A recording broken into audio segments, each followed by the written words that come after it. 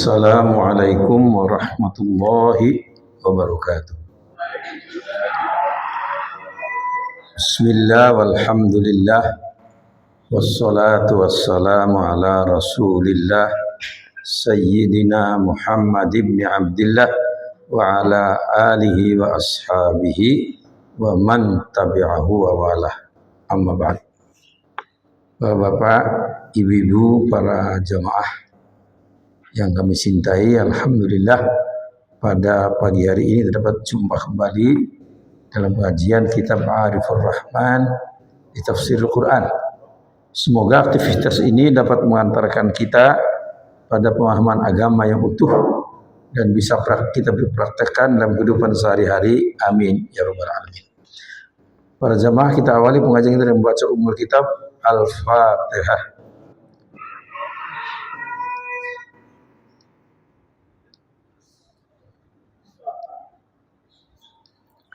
Hari ini kita masuki surat An-Nahl, surat 16 ayat 79 mengenai mengambil pelajaran dari kejadian sehari-hari. Bismillahirrahmanirrahim. Alam yarau ila thairi. Apakah mereka tidak mau memperhatikan terhadap burung? Musahharatin fi jawis sama, yang terbang di angkasa ya dengan mudah. Ma yumsikuhunna illallah, ya, tidak ada yang menahannya selain Allah. Inna fi dzalika, sungguh yang demikian itu, la ayatin, sungguh merupakan tanda-tanda di qaumi yu'minun, bagi orang-orang yang beriman. Jadi Al-Quran ini, ayat ini mengajak kita untuk mau mengambil pelajaran tentang berbagai kejadian yang kita jumpai dalam alam, termasuk bagaimana burung bisa terbang cepat sekali. Ya, pagi saya lihat burung kutilang itu di bawah, Pak, makan buah salam yang dari Sumatera itu yang kecil-kecil. Kita datang, terbangnya itu seperti dilemparkan, cepat sekali. Ya kan, luar biasa itu. Nah, bagaimana kalau kita lihat itu burung elang itu terbang di angkasa dengan cepat, turun bisa membawa kambing. Ya, kambing itu bisa dibawa, udara, apalagi ayam, ya, kambing. Nah, ini kata ayat ini, apakah mereka tidak mau berpikir tentang itu? Ya, semua itu ditetapkan, ma yumsikuhunna illallah, ditetapkan oleh takdir Allah yang disebut ya, hukum alam. Ada gaya tarik bumi, ya, semua magnetnya. Tapi karena dia punya alat sayap dan lain-lain, sehingga dia nggak jatuh. Banyak lagi yang lain. Ya, jenis burung banyak sekali. Ya, bapak lihat, ibu-ibu lihat burung. Nah, itu suatu pemandangan yang kita harus berpikir, bahkan harus meneliti mengapa burung itu begini dan hewan-hewan lain. Ya, para jamaah sekalian. Ini di surat An-Nahl, surat 16 ayat 79.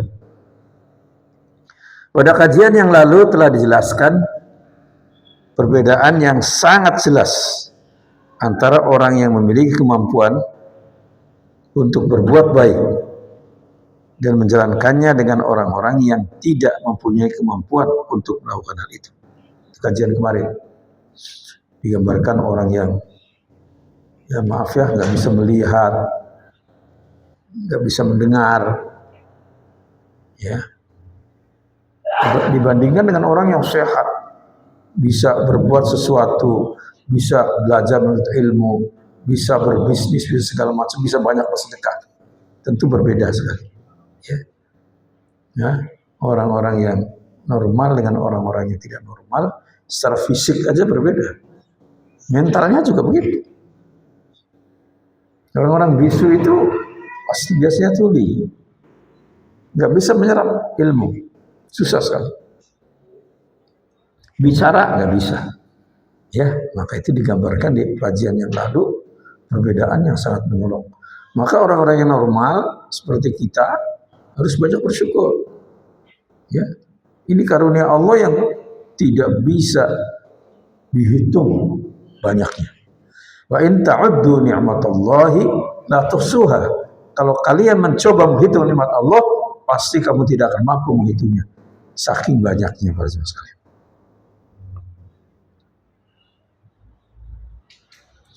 Demikian juga dijelaskan mengenai perbedaan antara orang-orang yang normal dan orang-orang yang memiliki kekurangan dalam dirinya seperti tuli, bisu, buta dan sebagainya. Ya, itu kajian yang lalu. Pada ayat ini 79 diuraikan tentang peristiwa sehari-hari yang disaksikan umat manusia ya, dalam alam ini, ya, peristiwa sehari-hari. Peristiwa itu berupa pemandangan yang indah ketika melihat burung-burung yang berterbangan di udara, melayang-layang, naik dan turun, kadang-kadang terapung-apung di permukaan angin. Dia ya turun, naik, terbang sana. Ada yang dia menukik dia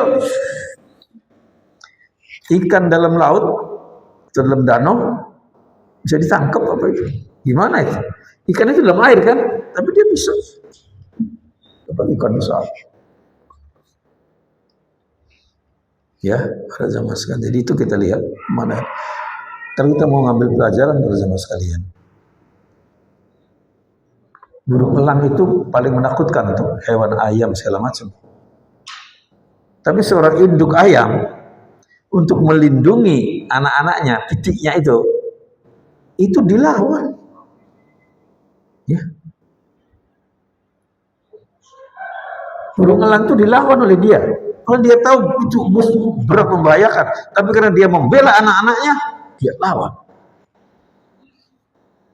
Ya, dilawan, bayangkan ini.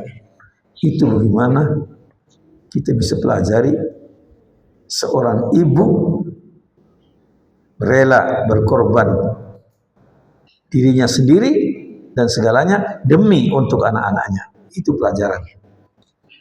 Itu hewan. Bagaimana manusia?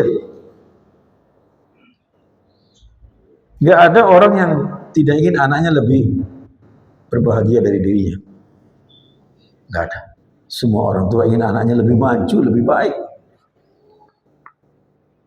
Nah inilah pada zaman di sini kita akan merasakan betapa besarnya peran orang tua kita. Di situ kita bersyukur. Bagaimana caranya berbuat baik kalau masih ada? Yang sudah nggak ada kita sering berdoa, jangan dilupakan.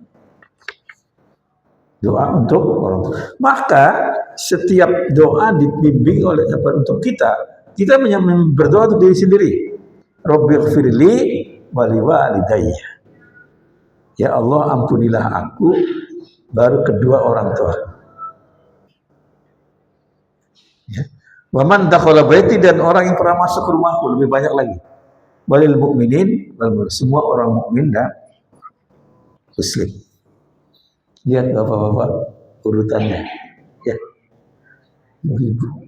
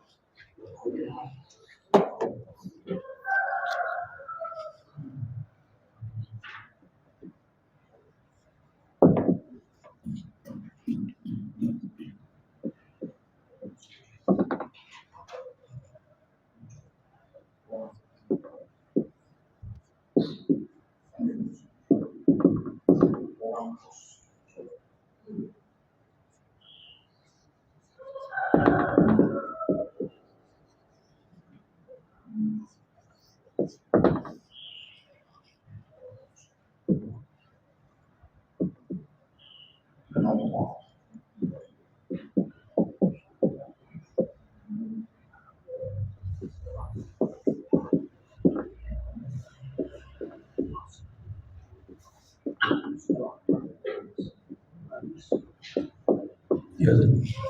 Rabbi ighfir ya Allah, ampunilah aku. Berikan aku keselamatan, berikan aku kesuksesan, berikan aku kebahagiaan. Wali walidayya, dan kedua orang tua, ayah dan ibu. Waliman dakhala baiti, dan orang yang pernah masuk rumahku, tetanggaku, teman-teman, ya. Lebih umum lagi, walil muslim, dan semua orang muslim dan orang mukmin semua. Ini doa kita. Dan ini Bapak Ibu sangat tepat. Tidak berlebihan. Kalau orang sering berbicara berlebihan, itu lebih baik mengutamakan orang lain dari diri kita sendiri. Kan sering gitu kan? Mengutamakan orang lain dari diri sendiri. Kira-kira benar gak itu? Bohong. Ya, bohong. Yang benar ini diri sendiri, orang tua, masyarakat, lingkungan kita, semua.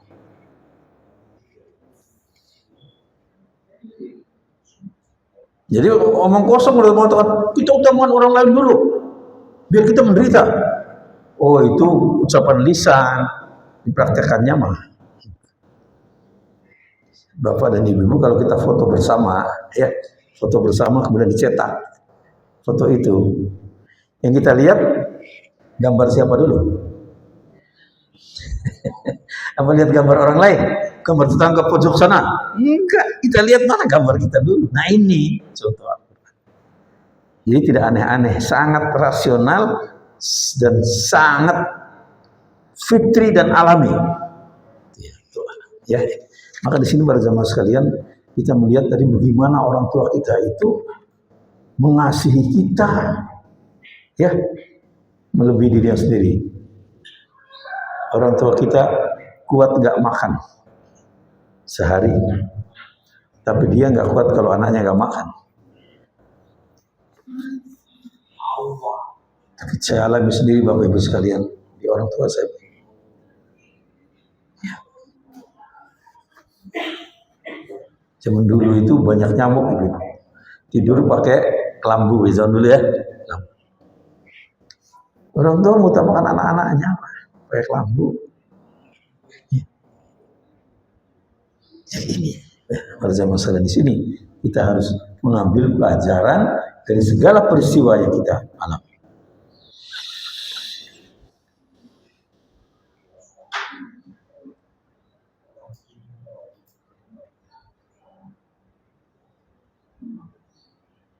Semua itu merupakan pemandangan yang amat mengesankan bagi setiap orang yang menyaksikannya.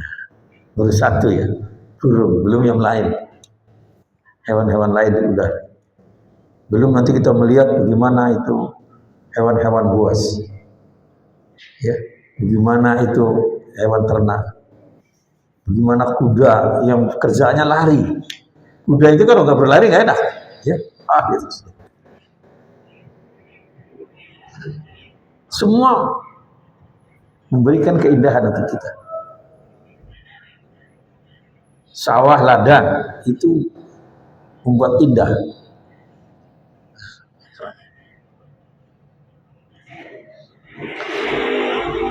Kalbu orang-orang yang beriman digambarkan seperti ruhani para penyair. Dia selalu tertarik terhadap keindahan makhluk dan kejadiannya. Penyair begitu. Melihat bunga berkembang, dia timbul itu rasa haru, rasa membuat lagu. Ya, sekuntum mawar merah. Ya, perasaannya itu halus. Ya. Kita melihatnya biasa, dia enggak dilukiskan dalam suatu lagu. Melihat ini. Coba lihat judul-judul lagu, Pak. Ya, begitu ribuannya dari peristiwa sehari-hari yang diambil.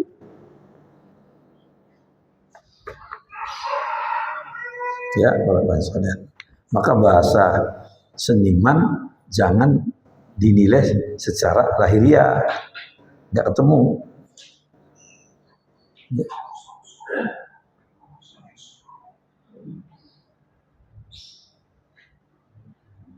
Ya, bahasa mereka itu udah bahasa sendiri. Hatinya berkeping-keping, Apa iya berkeping-keping? Itu bahasa mereka. Nah, jadi waktu kita memahami bahasa mereka, jangan diartikan benar-benar, jangan, oh ini nggak bisa ini haram ini. Udah kalimat berkeping-keping, itu bahasanya mereka. Yang bahasanya kaum seniman, beda dengan kita. Ya, nah, jadi itulah kita memahami. Banyak ya.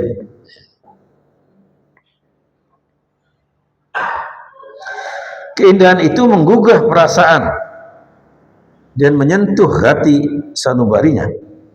Setiap orang yang beriman mengungkapkan perasaannya terhadap keindahan alam semesta ini dengan keyakinan yang sangat mendalam terhadap kasih sayang Allah. Kata Imam Al-Ghazali, kalau ada orang melihat bagaimana itu bunga berkembang, ya, tumbuh, kemudian orang itu tidak tersentuh hatinya, seolah nggak ada pengaruhnya, itu orang itu menunjukkan maaf, ininya kering, ya, jiwanya kerdil. Tapi orang jiwanya tinggi, dia merasakan keagungan. Lihat pohon buah kelapa ibu, pohonnya keras, kelapanya di dalamnya ada air, bagaimana itu? Dan airnya menyehatkan. Ya. Ada teman saya tuh, lu sering makan obat-obatan yang, obat-obatan yang gak karuan itu ya, jamu-jamu yang banyak merusak itu, akhirnya sakit terus. Gimana menyembuhkannya dia? Setiap hari dia minum air kelapa. Itu racun-racun dalam tubuh. Nah, luar biasa ini. Ya. Kurma, batangnya keras, hidup di padang pasir. Ya. Buahnya manis luar biasa. Manisnya luar biasa, kurma itu. Nilai gizinya sangat tinggi. Dulu orang Arab itu sebelum maju sekarang, sehari makan kurma 5 bulintir dan air putih cukup. Sama Sayyidah Aisyah kemarin di pengajian subuh pagi, ya Jumat, 3 kali dia melihat bulan sabit, 3 kali itu berarti kan hampir 3 bulan itu. Gak pernah menyala itu dapurnya dia. Dapurnya Rasulullah tidak menyala 3 bulan. Dia cerita kepada keponakannya itu, Sayyidah Aisyah. Ponakannya begitu, gimana bibi, tante gimana, makannya apa? Kok sampai hampir 3 bulan dapurnya nggak pernah nyala? Apa tuh Aisyah? Aswadaini. Kita memakan 2 barang yang hitam. Apa? Air putih sama kurma. Bertahan. Sekali-kali kata Aisyah ada tetangga yang punya unta perahan, kemudian dikirim susunya, kadang-kadang tambah susu. Bagaimana Bapak Ibu? Kalau dapur kita nggak nyala sehari aja gimana kira-kira? Ya, kalau nggak nyala sehari, wow, udah ribut kita. Ya, anak-anak kita udah ribut semua. Ini Rasulullah, keluarga Rasulullah hidupnya sangat sederhana. Ya, orang yang paling mulia dunia akhirat Rasulullah, tapi hidupnya sederhana. Dia sering berpuasa, ya.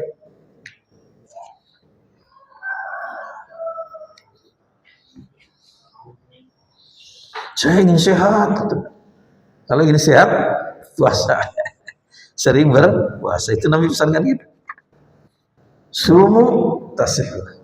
Puasalah nanti kamu sehat. Ya, pada zaman sekali. Puasa dan kemudian bukanya tidak berlebihan. Jangan puasa tapi bukan berlebihan, jangan. Wajar.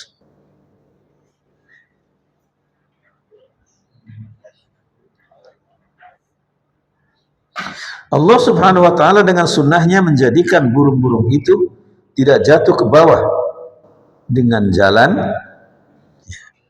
menetapkan hukum alam pada kejadian burung dan alam sekitarnya dengan pertimbangan sayap dan tubuhnya, ada seimbang antara sayap dan tubuhnya yang teratur sedemikian rapi, memudahkan burung-burung itu terbang dan melayang-layang di angkasa.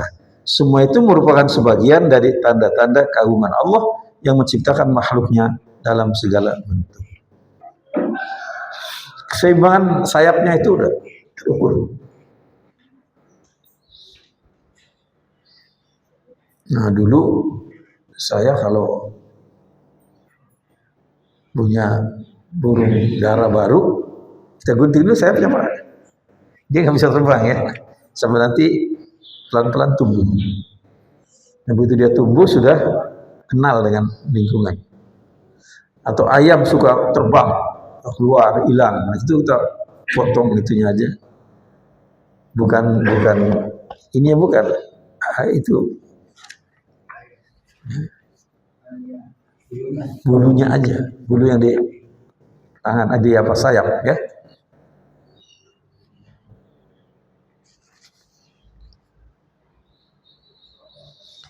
Semua itu merupakan sebagian dari tanda-tanda keagungan Allah yang menciptakan makhluknya dalam segala bentuk.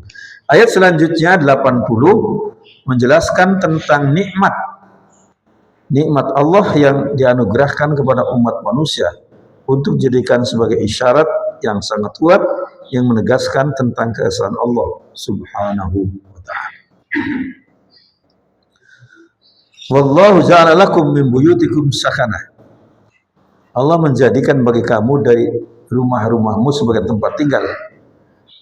Wa ja'ala lakum min juludil an'ami buyutan, dan kami jadikan untuk kamu sekalian dari kulit-kulit hewan itu sebagai rumah.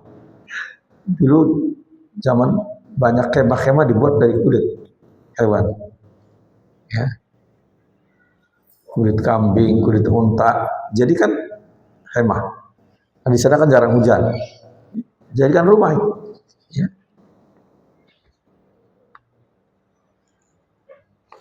Ya, yang dengan rumah itu tastahiffunaha yauma dhu'nikum wa yauma iqamatikum.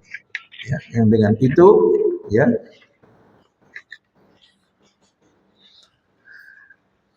yang kamu menjadi ringan membawanya pada waktu kamu bepergian dan bermukim. Jadi rumah dari kulit hewan itu mudah bisa dibawa-bawa. Ya, mereka sudah berkemah di sini mau pindah bawa. Kalau bawa bangunan kayak kita begini kan bata apa itu kan nggak bisa. Tapi mereka bisa. Nah sekarang ada terakhir ini rumah yang dibuat dari kayu, bisa dipindah. Ya, itu kreasi yang hebat juga. Ya. Rumah bisa dipindah karena dibuat dari kayu. Nah ini mereka orang-orang dulu membuat dari kulit unta, ya, kulit kambing dan sebagainya.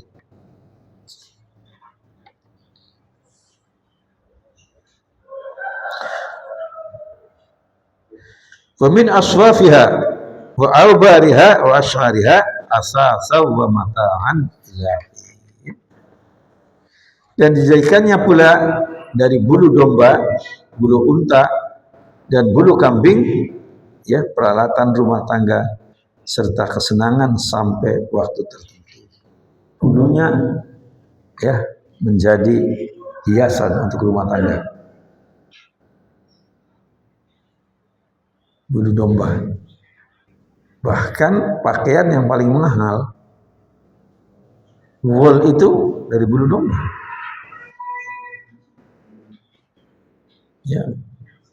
Bulu domba itu dijadikan pakaian mahal, namanya wool. Kalau dari kapas jadi katun, kain katun. Ya. Kemudian ada kain dari serat kayu. Ada kain dari seratnya daun murbe yang dibuat oleh ulat. Ulat itu memakan daun murbe kemudian dijadikan sarang. Ya, itu bisa dipintal nanti menjadi sutra, mahal sutra. Itu jasanya ulet, ya. Dan jasanya daun murbe. Ulet itu dikasih daun lain nggak bisa jadi begitu, Pak. Harus daun murbe. Ya. Daun murbe yang dimakan ulet lain, bukan ulet sutra, nggak jadi. Coba Bapak lihat itu, perhatikan itu. Uletnya harus ini, daunnya harus ini. Dicoba daun lain yang lebih subur. Daun murbe semua dicoba. Ulet lain bukan ulet murbe, bukan ulet sutra, nggak bisa. Itu kejadian-kejadian, maaf Bapak, yang tidak bisa diuraikan secara ilmiah. Ya, ilmu nggak nyampe ke situ. Ya, itu kembali kepada ketentuan dari takdir Allah Subhanahu wa Ta'ala. Itu di An-Nahl surat 16 ayat 80. Allah mengaruniakan kepada umat manusia rumah-rumah untuk melindungi dirinya. Demikian juga bagi makhluk lain. Rumah-rumah itu dijadikan sebagai tempat berlindung dari hawa panas atau hawa dingin dan menciptakan suasana yang aman dan tentram yang dirasakan oleh penghuninya. Lihat rumah kita fungsinya, rumah kita ibu menenteramkan itu. Barang-barang kita disimpan, ya. Kalau di luar hilang nggak? Ada tempatnya, ada meja makannya, ya, ada tempat tidurnya sendiri, ada kamar mandinya. Kalau kita kamar mandi keluar, nggak enak mau mandi bawa anduk keluar jauh.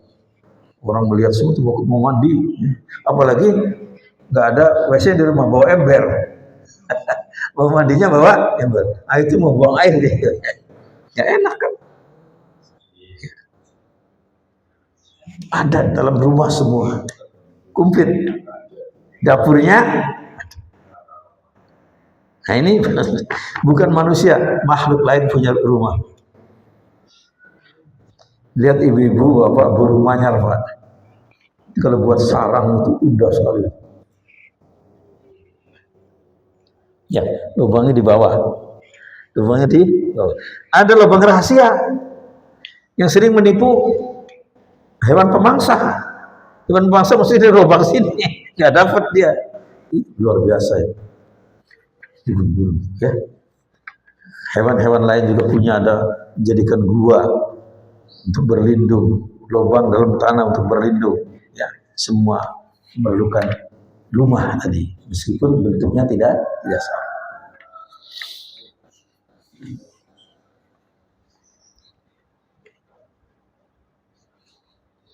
Agama membuat aturan dan bimbingan untuk menjalin kehormatan rumah tempat tinggal, diatur.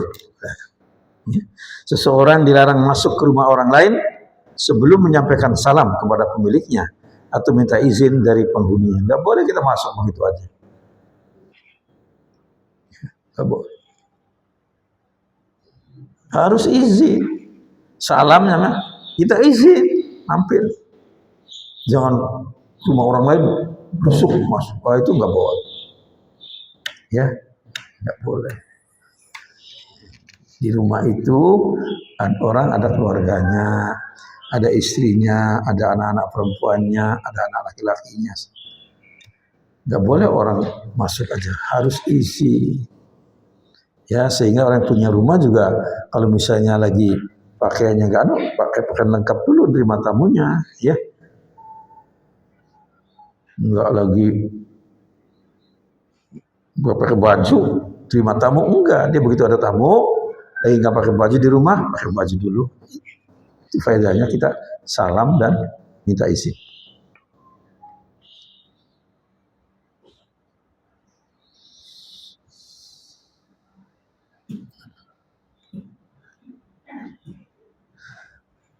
Ya, minta izin dari penghuninya. Hal itu berlaku bagi semua kalangan, termasuk seorang petugas. Nggak boleh petugas juga duduk aja, harus izin. Ya, kita akan periksa rumah ibu, rumah bapak. Gitu. Ya, petugas negara ataupun petugas kepolisian, nggak bisa dia masuk begitu aja, harus ada surat izin. Ya, penggeledahan dan lain-lain. Itu rumah fungsinya. Ya.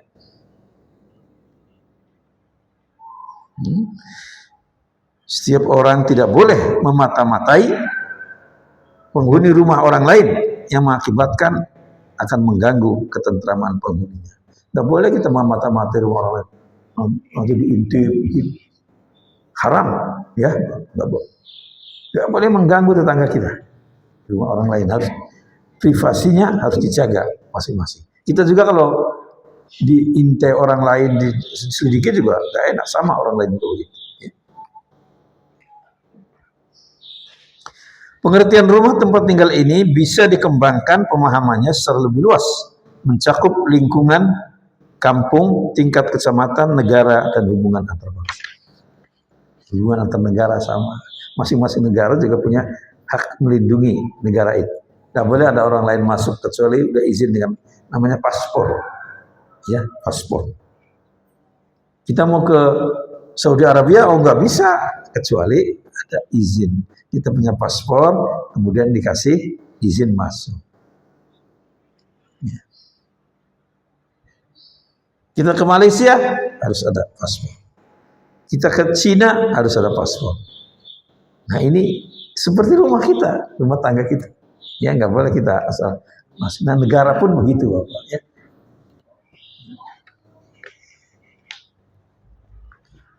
Allah Subhanahu Wa Taala memberikan karunia pada umat manusia untuk memanfaatkan berbagai macam jenis hewan, seperti memanfaatkan dagingnya. Kita lihat tadi kemarin korban ya, dagingnya dimanfaatkan lagi untuk fakir miskin bagi. Itulah Islam para jemaah sekalian, mengatur umatnya luar biasa, Pak. Banyak di antara kita orang-orang miskin yang sehari-hari makanannya itu anunya karbohidrat, nasi, sayur paling-paling.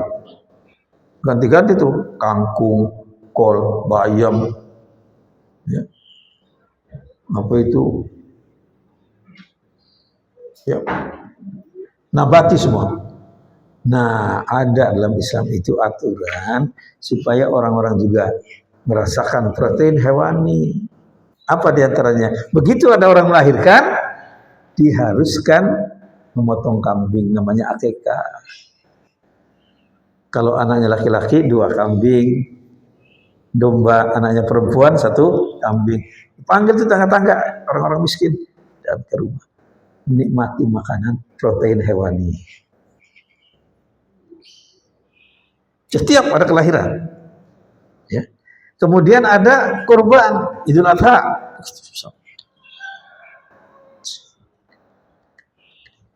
Itu cara Islam supaya orang bisa merasakan protein hewani. Ya.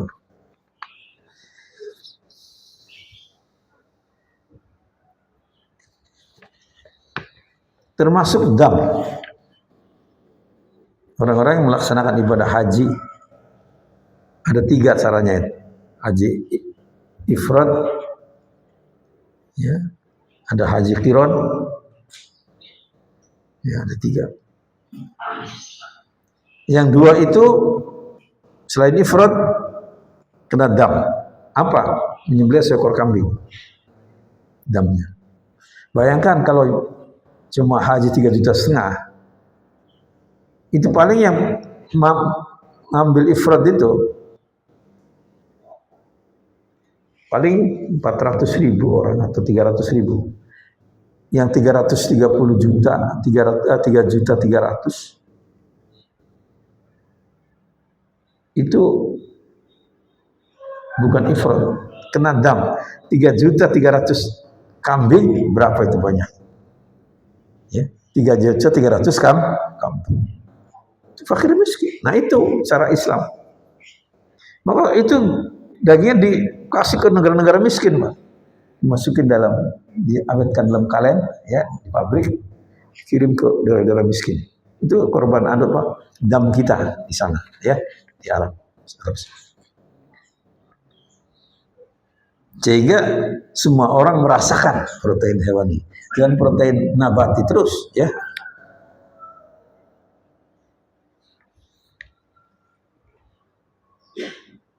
Ya, memanfaatkan dagingnya untuk dikonsumsi, manfaatkan kulitnya untuk membuat kemah-kemah sebagai rumah sementara, memanfaatkan bulunya untuk membuat kain yang sangat indah. Semua itu menjadi komoditas yang selalu dijual belikan dari masa kehidupan, ya, yang sangat sederhana, ya, sampai kehidupan modern sekarang. Dari kehidupan sederhana dulu, orang pakai pakaian dipintal dari itu. Alat pintalnya juga sederhana Pak, oleh tangan manusia. Kemudian ya kotrek itu oleh pakai kaki aja, trek, jadi kain. Masih kasar. Nah sekarang sudah pakai mesin. Alat tenun bukan mesin dulu ya, namanya kotrek. Sekarang sudah alat tenunnya pakai mesin, lebih halus. Tapi tetap bahannya yaitu wol atau serat kayu, ya, atau sampai serat nanas juga bisa. Daun nanas itu seratnya bisa untuk pakaian.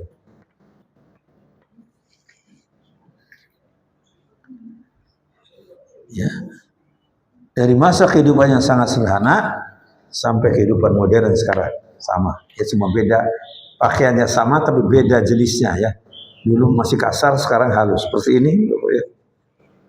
Jadi alat tenun mesin. Ya. Ayat selanjutnya 81 menjelaskan nikmat Allah yang sangat luas seperti nikmat keamanan, kedamaian dan ketentraman. Itu luar biasa Pak. Keamanan, kalau Bapak Ibu nggak aman gimana? Enak nggak? Biar punya harta banyak, ya makanannya bertumpuk tapi nggak aman, ngeri, ya. Jadi keamanan itu suatu karunia nikmat yang sangat agung.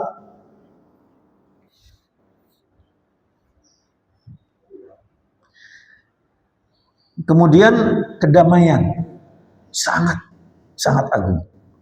Kemudian ketentraman, nikmat, aman, damai, tentram. Coba lihat peperangan Bapak. Satu perang kecil aja dampaknya seluruh dunia. Ya, lihat perang Timur Tengah itu. Ya. Dampaknya ke kita apa? Barang-barang naik. Karena apa? Bensin, solar semua nah pedagang ya harus dinaikkan dagangannya. Nah kita sekarang itu baru perang kecil. Bagaimana kalau perang besar? Ya, mengerikan. Itu hanya Amerika sama Iran aja. Bagaimana kalau orang lain ikut? Ngeri.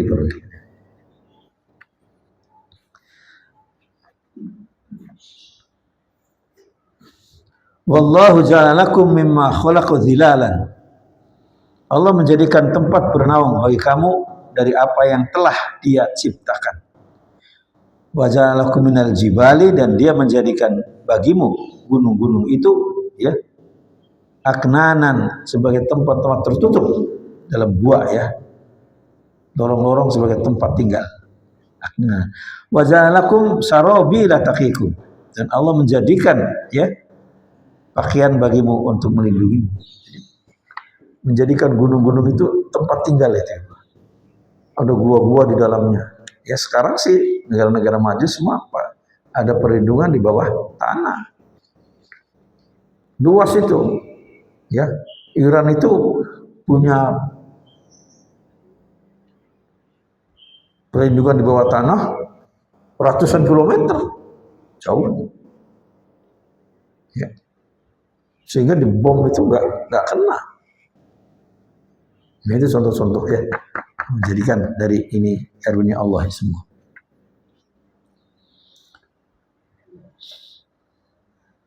Dan kemudian Dia menjadikan pakaian bagimu untuk melindungimu dari panas, dan pakaian atau baju besi untuk melindungimu dalam peperangan. Ya, termasuk ya besi. Ya. Baju besi dulu terkenal ya. Untuk berperang itu pakai baju besi. Sehingga kalau kena pedang nggak apa-apa. Ya. Dalam peperangan, ya. Kadzalika yutimmu ni'matahu, demikianlah Allah menyempurnakan nikmatnya alaikum atas kamu, la'allakum taslimun, agar supaya kamu berserah diri. Tuslimun ya, la'allakum tuslimun, aslama yuslimu, agar supaya kamu berserah diri kepada Allah. Yang artinya Islam itu tadi. Jadi orang muslim, orang yang taat, tunduk kepada Allah. Ini surat An-Nahl, surat 16 ayat 81. Terhadap bangsa-bangsa yang sudah memiliki peradaban yang tinggi, Allah memberikan karunia tempat berteduh.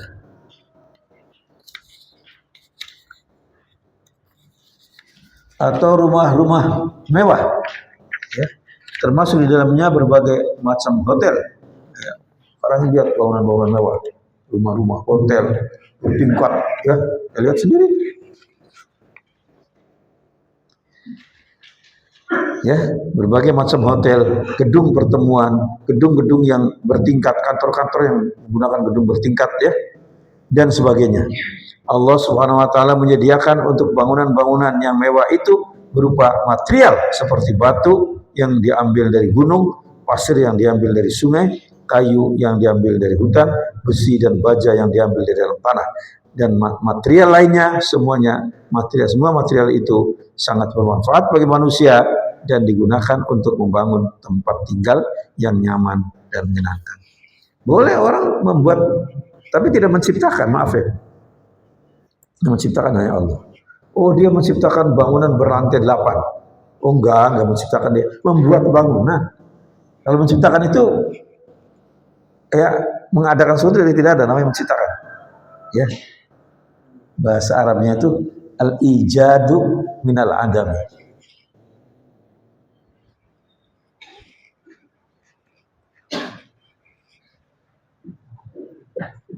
Ini bahasa Arabnya. Minal adami.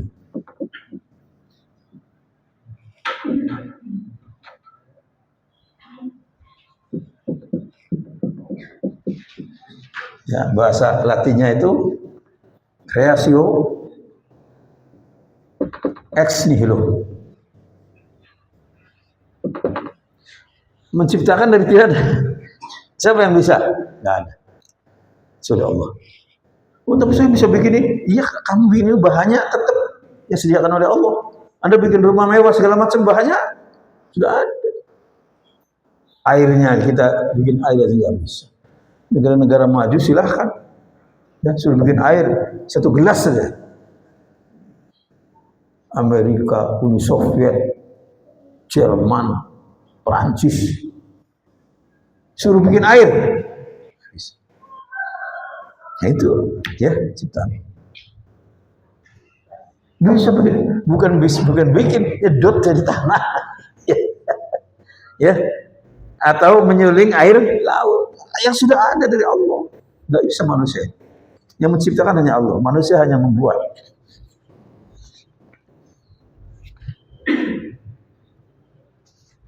Selain dari tempat tinggal, disediakan juga bagi umat manusia berbagai jenis pakaian yang diambil dari bulu domba yang diproses menjadi kain wol, kapas yang diproses menjadi kain katun dan sebagainya, ya. Dan sebagian pakaian yang dibuat dari serat kayu. Tidak kalah pentingnya peran pohon murbe yang daunnya dimakan ulat sehingga menghasilkan sutra yang halus dan mahal. Ulatnya ulat khusus, namanya ulat sutra panggilannya, ya. Semua itu, ya, karunia Allah untuk manusia. Semua karunia itu mengarahkan umat manusia agar bersyukur kepada Allah dalam segala kegiatannya, termasuk dalam beribadah dan bermuamalah. Kita diarahkan untuk bersyukur, rajin ibadah, rajin bermuamalah, rajin sedekah, rajin membantu sesama, ya. Wa'adallahu alladhina amanu minkum. Allah menjanjikan pada orang-orang yang beriman di antaramu. Syarat pertama iman. Wa amilus solihati, dan berbuat kebajikan, amal soleh. La yastahlifannahum fil ard. Pasti dia akan menjadikan mereka, ya, berkuasa di bumi. Kama stakhlafal ladzina min qablihim, sebagaimana berkuasanya orang-orang sebelum mereka. Nah, jadi Allah janjikan orang-orang yang baik ini akan menguasai, yang mendapat kekuasaan dalam kehidupan dunia. Ya. Wala yumakkinanna lahum dinahum alladzi irtadha lahum wala yubaddilannahum min ba'di khaufihim amna ya'budunani wa la yusyrikuna bi syai'a wa man kafara ba'da dzalika fa ulaika humul fasiqun. Allah telah berjanji kepada orang yang beriman di antara kamu dan beramal soleh bahwa Dia sungguh akan menjadikan mereka berkuasa di bumi. Ya, berkuasa. Sebagaimana Dia menjadikan orang-orang sebelum mereka berkuasa. Lihat, ya, para pengikut Nabi Muhammad mendapatkan kekuasaan sehingga menguasai, ya, menaklukkan dua superpower waktu itu, Persia dan Romawi, kalah kuasai oleh umat Islam. Ya, Persia yang sekarang Iran itu ya, dulu negara kuat itu superpower, ada dua, kalau enggak Persia, Romawi, dua-duanya menjadi wilayah Islam. Yang Romawi itu yang Bizantium itu ya, yang sekarang disebutnya Turki, ya, Istanbul. Dia sungguh akan meneguhkan bagi mereka agama yang telah Dia ridhoi, yakni Islam. Ya, akan terus berkembang Islam itu. Nanti akan menjadi agama yang mayoritas, ya, terbesar agama di dunia nanti Islam. Ini sebentar lagi. Mungkin sekitar 26 tahun atau 30 tahun lagi. Inggris, lihat sekarang. Beberapa wali kotanya sudah Muslim. Ya. Ya. Perancis, Jerman, Amerika, ya, terus berkembang. Dan Dia sungguh akan mengubah keadaan mereka setelah berada dalam ketakutan menjadi aman sentosa. Ya, dulu orang Islam pernah takut, sekarang enggak, aman sentosa. Mereka menyembahku dengan tidak mempersekutukanku dengan sesuatu apapun. Jadi bertauhid semua orang, ya. Siapa yang kufur setelah janji tersebut, maka orang itu termasuk orang-orang yang fasik. Ini di An-Nur surat 24 ayat 55. Ayat berikutnya 82 mengarahkan Nabi Muhammad SAW agar tidak berkecil hati atau berputus asa terhadap orang-orang kafir yang terus berpaling dari ajaran agama, meskipun mereka telah memperoleh berbagai macam karunia dan rahmat. Jadi ini tugas Nabi itu menyampaikan. Jangan berputus asa Muhammad, jangan kamu sedih kalau orang nggak mau ikut kamu. Ya seperti kita dai-dai begitu Pak. Oh, dakwah mana-mana. Ya tidak ada masalah. Ikut silahkan, diterima. Enggak, ya kita berdakwah sering dihina orang, enggak ada masalah. Kalau kita dakwah dihina orang, kita berarti dakwah salah. Ya, dihina orang, abaikan aja. Tugas kita menyampaikan mengenai dia dapat petunjuk atau tidak itu urusan dengan Allah Subhanahu wa Ta'ala. Jadi kita lihat, ya. Ada dai yang menggerutu berkali-kali, saya berdakwah bertahun-tahun, hasilnya begini-begini aja. Ya udah, alhamdulillah itu. Kalau nggak ada dakwah, lebih jauh lagi. Ya. Fa in tawallau fa innama 'alaika. Ayat selanjutnya ya berikutnya. Ya.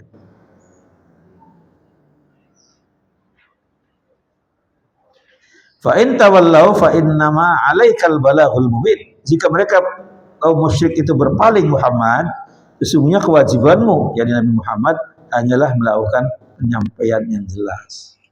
Untuk menyampaikan aja tugasnya, ya para jemaah sekalian. Sama kita juga begitu, menyampaikan kebenaran, silahkan. Mereka terima, alhamdulillah, enggak ada. Ya, saya pernah berdialog dengan orang India, insinyur ya. Sampai 11 kali pertemuan. Dia ingin mempelajari Islam. Dia 11 kali pertemuan, dia menganggap cukup, dia akhirnya yakin. Saya yakin Pak Zaki bahwa Islam itu agama yang diwahyukan Allah.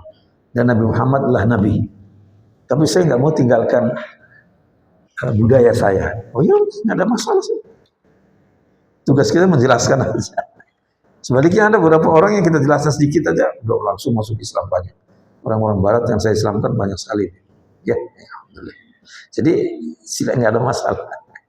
Ya, ada yang orang Belanda, ada ya masuk Islam banyak. Ya, jadi nggak usah kita risau.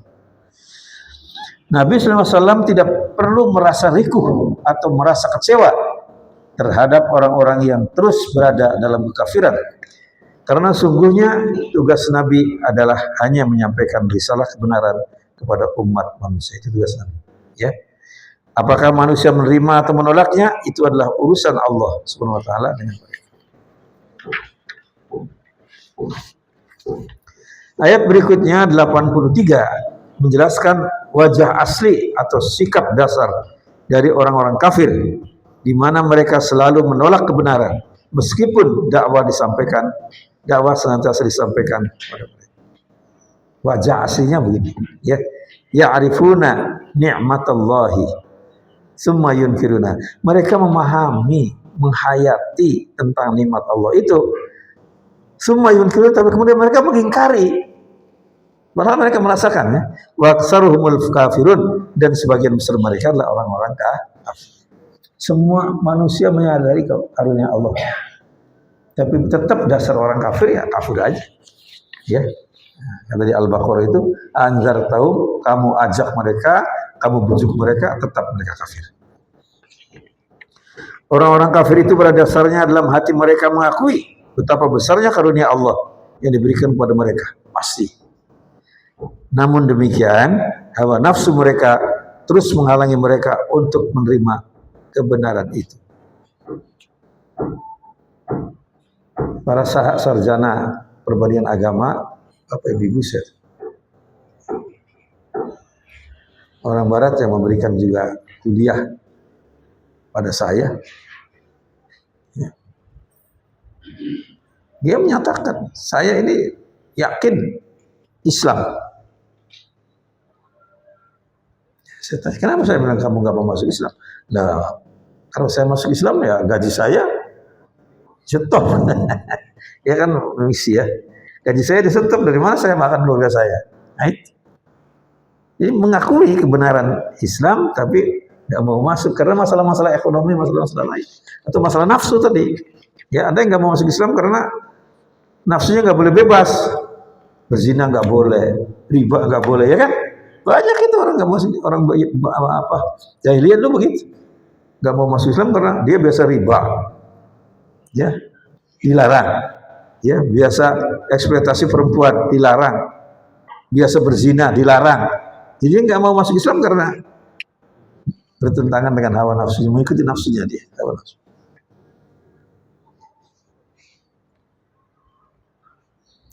Karena itu meskipun mereka memperoleh berbagai macam rizki, karunia dan nikmat, tetap saja bersikap kafir dan menolak kebenaran yang diajarkan para nabi dan rasul. Bahkan lebih jauh lagi, mereka tidak hanya menolak ajaran para nabi dan rasul, tapi mereka senantiasa menyekutukan Allah dengan menyembah berbagai macam berhala yang mereka buat sendiri. Dari nurani mereka tetap, bagaimana dia menyembah sesuatu yang dia buat sendiri? Tapi itulah nafsu, ya, masalah nafsu. Maka waktu Nabi Ibrahim datang ke sinagog, ya tempat sembahan mereka, ketika orang semua menghadiri pesta, dia hancurkan itu berhala-berhala. Dia sisa-sisakan satu berhala, dia kalungkan oleh Ibrahim kampaknya di situ. Waktu orang semua memanggil Ibrahim, man fa'ala hadza bi'alatina, siapa yang buat seperti para tuhan-tuhan kamu? Kata Ibrahim, fas'aluhum in kanu yantiqun. Kalau gitu tanya itu dia. Itu kampaknya di situ, kata Ibrahim. Tanya mereka, siapa yang menghancurkan? Semua diam. Bagaimana kita tanya? Batu-batu begini katanya. Nah, ngerti kan? Nah itu, ya, ngerti dia. Tapi hawa nafsu yang membuat mereka itu, ya. Maka setiap orang muslim diarahkan untuk bisa mengendalikan nafsunya. Tidak boleh hawa nafsunya menguasai dirinya. hancur Bapak Ibu. Kalau hawa nafsu kita menguasai kita, Bapak, hancur. Coba perhatikan. Kita harus menahan, ya. Harus bisa mengendalikan.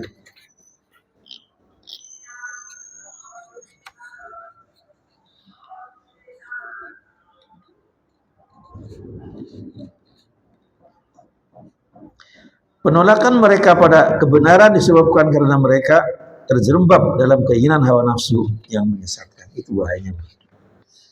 Kita akhiri dengan ikhtisar.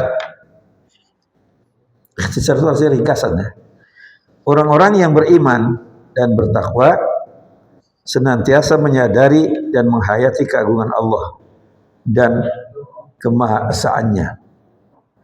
Semua itu bisa difahami ketika mereka menyaksikan burung-burung di udara.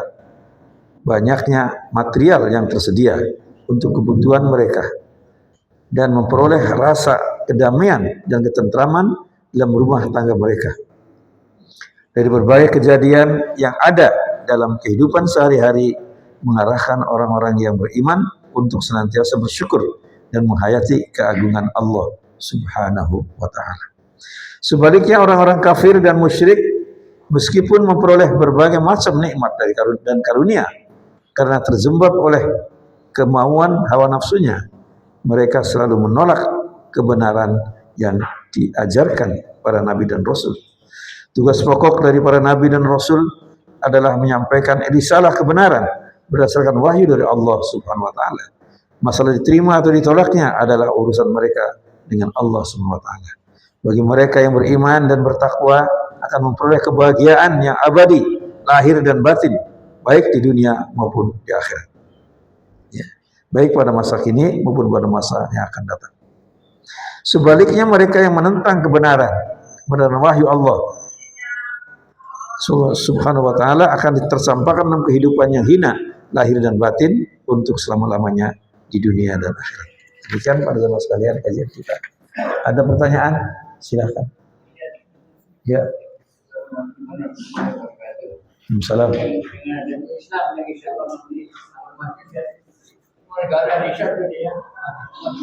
Ya.